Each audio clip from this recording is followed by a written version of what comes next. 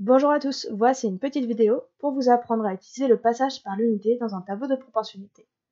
En fait, le passage par l'unité, c'est une technique qui va utiliser les multiplications et les divisions dans un tableau de proportionnalité, comme on a pu le voir dans une autre vidéo, mais qui va être utile lorsque on a une quantité qui n'est pas multiple de la première, mais pour quand même se débrouiller avec des divisions et des multiplications.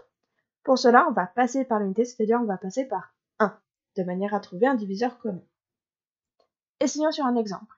Pour réaliser des meringues, il faut 240 g de sucre pour 3 œufs. Une pâtissière aimerait faire des meringues avec les 8 œufs dont elle dispose. Combien de sucre doit-elle utiliser? On est bien dans un cas de proportionnalité, car en cuisine, lorsqu'on veut augmenter ou réduire les quantités, on doit le faire de manière proportionnelle. On va donc faire un tableau avec deux lignes, une où il y aura la quantité de sucre, en grammes, et l'autre où il y aura le nombre d'œufs. On sait d'après l'énoncé que avec 240 g de sucre, il faut 3 œufs. La question qu'on se pose, c'est combien on doit utiliser de sucre avec 8 œufs. Donc je vais rajouter 8 dans la ligne du nombre d'œufs et je vais essayer de compléter la ligne des sucres. Pour cela, je cherche à savoir comment je peux passer de 3 à 8. Comme 8 est plus grand que 3, je vais pouvoir faire 3 fois quelque chose égale 8. Ce point d'interrogation, je l'obtiens, comme j'ai pu le travailler dans le chapitre sur les fractions, en faisant 8 divisé par 3. Sauf que lorsque je vais poser la division 8 divisé par 3, je vais me rendre compte que j'obtiens un nombre qui ne se finit pas, un nombre qui n'est pas décimal. Et je peux difficilement calculer avec un nombre qui n'est pas décimal un sixième. Dans ce cas-là, je vais donc plutôt essayer de passer par l'unité. C'est-à-dire que je vais décaler le 8 dans une troisième colonne, et qu'entre le 3 et le 8, je vais rajouter l'unité, c'est-à-dire 1.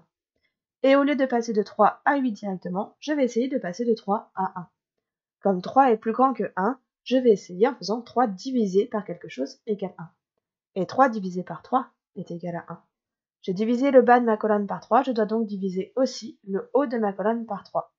Si tu ne comprends pas cette méthode, je te conseille de revoir la vidéo sur les multiplications et les divisions dans un tableau de proportionnalité. Je vais donc calculer 240 divisé par 3 et cela me fait 80. Donc pour un œuf, il me faudra 80 g de sucre. Mais je ne veux pas savoir pour un œuf, je veux savoir pour 8 œufs.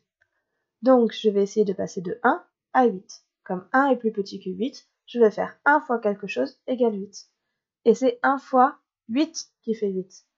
J'ai multiplié le bas de ma colonne, donc je dois aussi multiplier le haut. 80 fois 8, 640.